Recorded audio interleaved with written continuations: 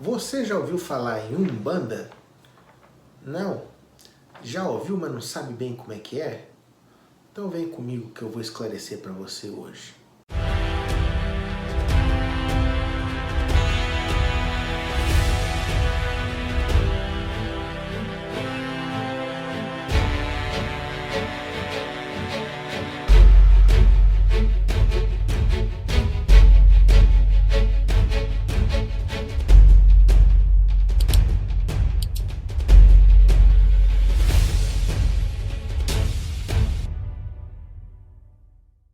Olá pessoal, sejam bem-vindos a mais um vídeo aqui do canal. Meu nome é Márcio Araújo e eu quero expandir seus horizontes hoje a respeito da Umbanda. O que é a Umbanda? Bom, a Umbanda é uma religião tipicamente brasileira, tá? Foi criada aqui no Brasil, a Umbanda como a gente conhece hoje, mas os primórdios delas retratam da época da Atlântida, onde já existia a incorporação, onde já existia essa coisa de uma entidade falar com os encarnados através de um médium. Logicamente que isso depois se espalhou pela África e veio aqui para o Brasil junto com os escravos, né? Mas ela remonta da época da Atlântida, certo? Logicamente que nem mesmo essa que veio com os escravos na época da escravidão aqui no Brasil é igual a Umbanda que a gente pratica exatamente hoje, né? Lógico que, como vocês vão ver, tem os pretos velhos que se manifestam na Umbanda que são dessa época, né? Que na Umbanda que foi trazida pelos escravos, existia toda essa coisa do antepassado que se manifestava e dava conselhos e auxiliava os parentes, né? Mas como a Umbanda é vista hoje, ela sofreu algumas modificações que aconteceram aqui no Brasil, tá legal? Bom, mas qual a definição de Umbanda? Umbanda a gente entende como uma banda, ou seja, uma única vertente, uma única atuação. Então ela tenta trazer todos os espíritos que queiram se manifestar pela caridade para atuar. Então até a definição de Umbanda é a manifestação do espírito para a caridade. Eles vão tentar incorporar em médiuns e fazer a caridade, né? Por isso que a gente fala que a Umbanda não cobra nada. Se estão te cobrando num atendimento com uma entidade, pode saber que isso não é Umbanda, tá? Estão falando que é Umbanda, mas não é Umbanda. A Umbanda não cobra. O que ela pode vir a falar? Se você precisa de um trabalho para te auxiliar, né? Alguma coisa assim, vou precisar de umas velas, disso, daquilo, não sei o que, mas o atendimento em si, ela não cobra, tá? É a primeira coisa que eu quero que fique bem claro aqui, a Umbanda não cobra nada para auxiliar quem precisa. O atendimento é puramente por caridade, por amor, só, apenas isso. Bom, como é que a Umbanda, como a gente conhece hoje, nasceu, né? Um médium, né, que na época ele não sabia que era médium, chamado Zélio de Moraes. Ele estava para ingressar na marinha, uma coisa assim do exército, né, das Forças Armadas, e começou a manifestar nele comportamentos estranhos. Os familiares não entendiam do que se tratava, levaram vários médicos, essas coisas todas, né? E os médicos viram que fisicamente ele não tinha nada, então resolveram, depois de muito problema, exorcizar o rapaz, né? Ele se comportava como um velhinho e falava esquisito e falava pro padre que pode fazer aí de fio, que não, pra mim tudo faz, o que você tá fazendo, né?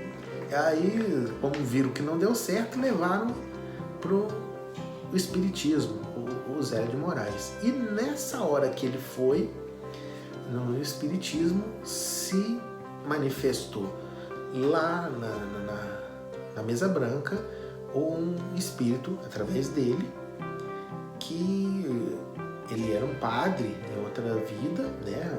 Um médico que era vidente lá estava vendo que ele tinha roupas de padre e pediram para ele se apresentar. Ele então virou e disse: se eu tiver que dar um nome, então que me chamem de Caboclo das Sete Encruzilhadas. Tá? E ele se manifestava como um índio ali naquela hora, apesar de ter sido um padre em outra época, né? Se não me engano era Frei de Malaguida, uma coisa assim, não me recordo o nome exato. E ele falou: eu vou fundar uma nova religião, eu tenho esse nome de Sete Encruzilhadas porque nenhum caminho para mim estará fechado. Vou fundar uma nova religião e o espírito que quiser se manifestar para auxiliar será bem-vindo. Porque no espiritismo, na época, ele estava sendo muito elitizado, né? Eu gosto do espiritismo, tá? Mas na época ele estava sendo muito elitizado e determinados espíritos que tentavam se manifestar para trazer uma mensagem, para trazer um auxílio, eram expulsos, porque se manifestavam como pretos velhos, como índios, e para eles, na época, eles tinham a concepção que era um ser espiritismo inferior, né? Baixo espiritismo, né? Como eles falavam, como se tivesse alto e baixo espiritismo, né? Então o caboclo veio e falou assim: dia 15 de novembro ele vai se manifestar novamente na casa do Zélio, e aqueles que quiserem acompanhar, que sejam bem-vindos. Aí lotou aquele povão todo para ver a manifestação, e ali ele começou a se manifestar e trazer como iria funcionar essa nova religião, né? E como é que ela funciona, né? Vamos falar assim, a Umbanda, ela tem, os cultos dela são chamados de giras, os que a gente chama de pontos cantados são como se fossem as orações, e a Umbanda, ela acabou sendo formada com um pouco do espiritismo, um pouco do catolicismo, né, dos santos, do catolicismo, aquela coisa, Jesus, e um pouco do candomblé, né, que veio junto com os escravos, que era a tradição da África, né, veio um pouco aquilo, né, na forma dos orixás, aquela coisa toda. Os pretos velhos que se manifestavam nos cultos dos escravos, eles se manifestavam lá, né, mas eu vou falar mais sobre essas linhas agora mesmo, tá? Então, como é que é o formato de vamos falar assim, de um culto de Umbanda, né? Primeiro eles têm a saudação a Exu, que Exu não é o capeta, tá? Exu é o guardião que protege, abre os caminhos das pessoas, na rua, essas coisas todas. Ele é o executor do karma, né, que a gente fala, e ele vai permitir que haja ligação entre a espiritualidade superior e a humanidade. Então, por isso que a gente fala na Umbanda que nessa terra que se pisa, sem Exu ninguém faz nada, entendeu? Porque Exu faz essa conexão do alto com o terreno, tá legal? Então a gente faz a saudação a Exu, primeiramente, depois a gente sauda Ogum, que os cavaleiros de Ogum são os espíritos que são guardiões também, né? Não deixa de ser, assim como os Exus. Existem vários guardiões, eu vou falar sobre os guardiões futuramente, tá? Mas fiquem tranquilos aí, vamos pegando um pouco de conceito cada vez. Então a gente sauda Ogum. Ogum é o que abre os caminhos, né? Que faz proteção também no terreiro, tá? Depois a gente faz uma defumação, semelhante à defumação que a gente faz em casa, né? Faz defumação das pessoas, do ambiente, do congá, que é o local onde que acontece o culto, né? Faz uma saudação ao orixá do dia, que cada dia tem um orixá regente, então a gente faz a saudação a esse orixá, tá? E depois tem a saudação à linha, que vai trabalhar no dia, seja preto velho, caboclo, herê, cigano, etc. Tá? Ocorre a incorporação dos médiuns e começa o atendimento da consulência. Acabado o atendimento da consulência, começa o atendimento do corpo mediúnico, né, em si, né, os médiuns vão tratando dos cambones, que são os auxiliares, né, que são médiuns de sustentação e que auxiliam as entidades incorporadas. Depois faz o encerramento e assim é o padrão de um culto de Umbanda. Bom, eu falei aqui das linhas, né? A gente precisa entender algumas coisas, né? Os orixás e as linhas de trabalho. Os orixás são tidos no candomblé, eles são como se fossem antepassados que ascenderam, né? Como se fossem mestres de ascenso. A Umbanda já enxerga diferente, enxerga os orixás como porções da manifestação de Deus, entendeu? Então, vamos supor assim, se a gente vai pegar a porção da fé, por exemplo, de Deus. O que eu estou querendo dizer com porção? Vamos falar assim, Deus é tudo. Mas você vai pegar a fé que Deus nos dá. Ela é manifestada através do orixá Oxalá. Ou então a força, a aguerrida vontade de lutar e vencer os desafios que a gente tem na vida, manifesta como Ogum, né?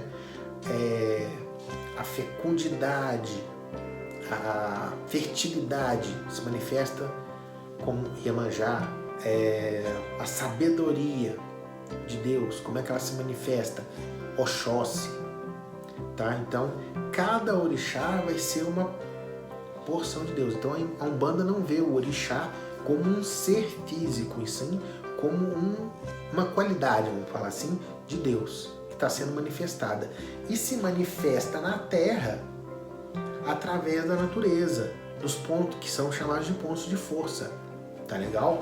Então, a gente vai ter nos orixás, por exemplo, Ogum se manifesta nos caminhos, estradas de ferro, ruas, vai ser domínio de Ogum, tá? Onde vai se manifestar Oxóssi, que eu estava falando da sabedoria, né? Nas matas, principalmente as matas virgens, tá? Xangô, que é a parte da justiça divina, né? Onde que ela vai se manifestar? Nas pedreiras. Yansan, os ventos. Oxum, onde que ela vai se manifestar? Nos rios. Onde vai se manifestar Iemanjá? No mar, tá? Aí temos também Nanã nas chuvas, Omolu na terra e nos vulcões, né? Essas coisas todas, magma. E Oxalá, que é o mais, que a gente tem como o mais perto de Deus, nos céus. Lógico que tem toda uma mitologia, dá para fazer um vídeo para cada orixá falando sobre todas essas coisas, mas aqui eu quero falar sobre a Umbanda como um todo, dar uma noção geral, então é isso que eu queria explanar, né? Se vocês tiverem dúvida, depois a gente pode até fazer mais aprofundado sobre isso, tá legal? Bom, além dos orixás, né? Lógico que cada orixá desse traz a sua força para a Umbanda, se manifesta lá dentro do culto, né? Da gira, mas quem vai executar em terra, logicamente, não é Deus, né? Porque Deus não pode se manifestar aqui na terra, senão sei lá o que acontece. Mas quem que vai manifestar? Os seus prepostos. Quem vão ser? As entidades que incorporam dentro do culto através dos médiuns, tá? Então a gente vai ter várias linhas que vão se apresentar e que fazem o descarrego, a limpeza, às vezes fazem aprisionamento de obsessores que estão atormentando a pessoa que vai lá. Eles aprisionam esse obsessor e levam para um determinado local onde ele vai ser tratado. Então acontece muita coisa dentro de uma gira de Umbanda, tá? e essas entidades é que vão agir. A gente separa as entidades por esquerda e direita, como se fosse assim, polo norte e polo sul, são polos de energia diferentes, yin e yang, tá? Não quero falar positivo e negativo, senão vão achar que o negativo é ruim, não é por aí que eu quero explicar, tá? Mas quem são essas linhas então de trabalho? Bom, as primeiras que se manifestaram, que a gente chama de tripé, né, da Umbanda, são os pretos velhos, né, que são espíritos que já foram ou que se afinizam, né, com esse tipo de conhecimento, de vibração, que seriam os escravos, né, tem o arquétipo dos escravos que se resignaram, né, com o seu cativeiro, os caboclos que representariam os índios e os descendentes mestiços desses índios, né, caboclo, né, e os herês, que são os espíritos crianças, né.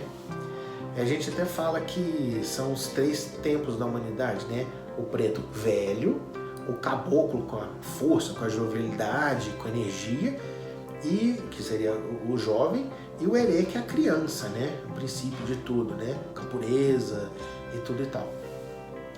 Todas essas entidades fazem os mesmos trabalhos, mas cada uma tem uma especialidade assim, onde se sobressai mais, tá? Depois a gente pode fazer vídeos a respeito de cada linha de trabalho dessa, especificando melhor, tá legal? Esses são os 3 pilares da Umbanda, e a gente tem da direita, da polaridade da banda, né, da direita. Agora tem a banda da esquerda, né, que também formam um tripé, tá? Que são os Exus, as Pombagiras e os Exu Mirim, tá? Exu Mirim é como se fosse um Exu mais criança, assim, né? Tem alguns que nem consideram como se fosse uma linha de trabalho separada de Exu, tá? Exu, como eu falei, não é o capeta, a Pombagira não é a prostituta, tá? São espíritos, eles são mais próximos da Terra, tá? Mais próximos dessa vibração. Por isso, quando a gente atende com um Exu e conversa com uma Pombagira, a gente se sente muito à vontade para falar com eles, porque parece que a gente está falando de igual para igual, tá? Porque eles sabem o que a gente passa, entendem o que a gente pensa, e é muito prazeroso falar com essas entidades. Eles têm um conhecimento incrível, tá? Eles são o que a gente chama de o tripé da esquerda, tá legal? Depois disso surgiram outras linhas, que a gente chama de linhas auxiliares, que estariam ali entre a esquerda e a direita, entendeu? Mais para a direita. Essas linhas são os baianos, os boiadeiros e os marinheiros, tá? Os baianos seriam os imigrantes baianos que vieram para São Paulo, aquela coisa toda que teve, né, da imigração da Bahia para São Paulo, aquela alegria do baiano, a vontade de vencer, aquela coisa toda se manifesta nessa linha, né? Uma coisa que eu quero aproveitar aqui e falar e deixar claro: um preto velho é um espírito que foi um afrodescendente, né? Vamos falar assim para não ficar feio. Não necessariamente. Pode ser que eu, por exemplo, eu nunca fui escravo, até onde eu estou sabendo. Eu nunca fui negro, até onde eu estou sabendo, né? Mas eu posso morrer, trabalhar o meu espírito para ascender a um nível de atender na Umbanda no futuro como um preto velho, entendeu? É a afinidade com a linha, com a forma de trabalho que vai determinar para onde o espírito vai se locomover. Não quer dizer que necessariamente aquele espírito que se manifesta como um preto velho ali hoje é um espírito de um escravo que morreu, ou que é um índio que se manifesta como um caboclo. Eu mesmo nunca fui índio, morri, mas me afinizo com a linha, me afinizo com a vibração, com a energia, com o modo de trabalho, e trabalho como um caboclo, entenderam?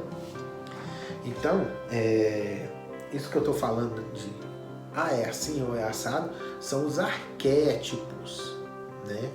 O que é o arquétipo? Como a linha se comporta e o que a gente espera que essa linha venha fazer. Pode até fazer diferente, mas ela vai trabalhar daquela forma, entenderam? Os boiadeiros, teoricamente, tem o arquétipo daquele pessoal que tocava gado, que era muito guerreiro, que passava muita dificuldade, andava grandes distâncias, que laçava o boi e tinha aquela força, né? Os marinheiros, né, que trabalham com a linha da mãe Iemanjá, né? Sim, cada entidade ela vai trabalhar regida por uma força de um orixá, entenderam? Então, no caso dos marinheiros aqui, basicamente todos eles trabalham na linha de Iemanjá, que é a linha do mar, né? Eles têm também essa coisa da resistência, da perseverança, de enfrentar as dificuldades, porque estavam no mar, totalmente um ambiente diverso, né? Porque você está cercado de água por todos os lados, não tem o que fazer, tá? Então, os marinheiros têm esse arquétipo. Depois se manifestou na Umbanda, né, a linha do Oriente, né, que foram tratados em linha do Oriente porque vieram ciganos, japoneses, chineses, indianos, todas essas linhas espirituais que não eram muito comuns aqui do Brasil, né, começaram a se manifestar na Umbanda através dessa linha de trabalho. Provavelmente você já viu entidades que entoam mantras, ou então que já foram samurais, os Arthur, o chefe indiano, muito conhecido também na Umbanda. Então essa linha de trabalho veio a se manifestar para trazer esse tipo de espírito. Vocês podem ver que está bem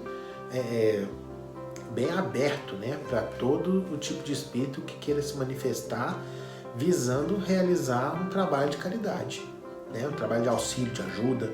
Depois a gente cita, com a linha do Oriente, vieram os ciganos também, que acabaram trabalhando entre a esquerda e a direita ali, em alguma época, ela até foi tida como uma linha de esquerda, depois acabou direcionando mais para a linha de direita, e isso acabou se separando um pouco da linha do Oriente, tá? Os ciganos.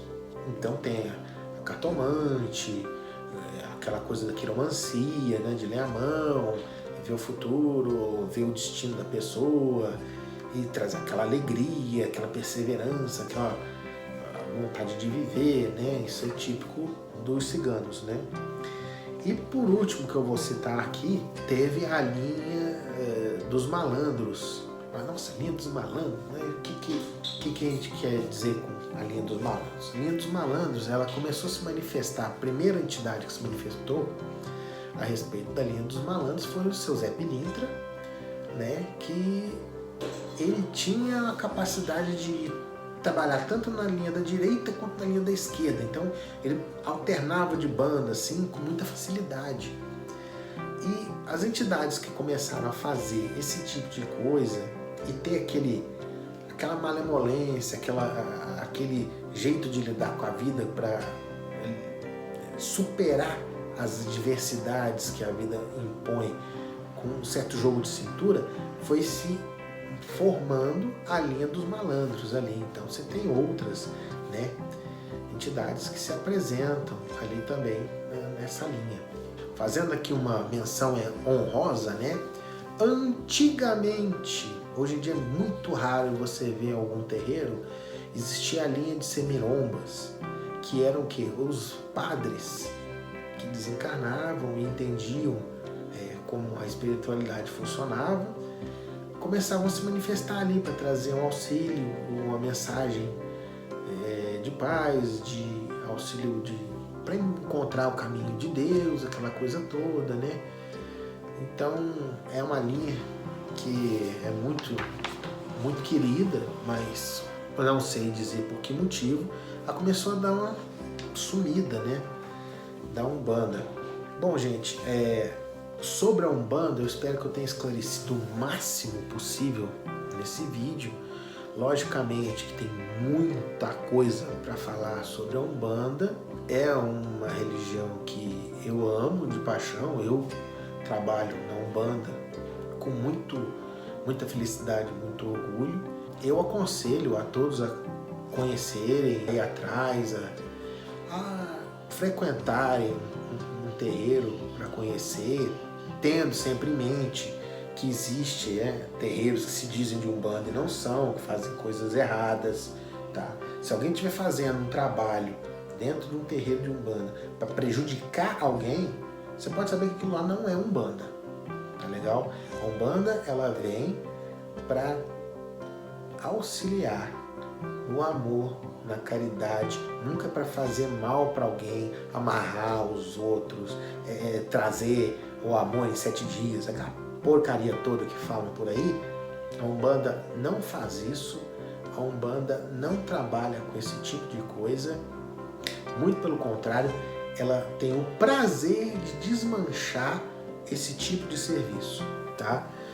Então, o que a Umbanda quer dos seus praticantes, dos seus frequentadores? Crescimento íntimo, crescimento espiritual, que você possa se encontrar, resolver os seus problemas para consigo e assim crescer e evoluir espiritualmente. Isso é a mensagem da Umbanda, é isso que a Umbanda prega e é isso que a Umbanda faz de verdade. Qualquer outra coisa que vocês verem por aí que não faça os trabalhos nesse sentido, não é Umbanda. Tá legal, pessoal? Eu vou aconselhar vocês a verem os canais do Umbanda Boa, tá? Do Márcio Caim, que é um canal sobre Umbanda que é maravilhoso, tem muito conteúdo lá, tá legal? O canal do Adélito Simões também, ele é meio doidinho, mas é bom também de serviço. E o Devaneios de Umbanda, do Renato Chalian, que é muito bom também, tá? Do Paulo Ludogero, também é um pai de santo incrível, muito bom também o conteúdo dele, tá legal? Livro de Umbanda já fica mais difícil de eu recomendar para vocês, mas se vocês quiserem, para ter uma noção assim bem aberta do assunto, vocês podem ler a trilogia de Aruanda, tá? Que é Tambores de Angola, Aruanda e Corpo Fechado, tá? Do Robson Pinheiro, que é muito bom também para abrir os olhos sobre isso daí. E é isso, pessoal. Qualquer dúvida que vocês tiverem, deixa aqui no comentário. Então, nosso e-mail, marcioaraújo.dúvidas@gmail.com. Tá legal? No mais, fiquem com Deus e até a próxima. Meu saravá.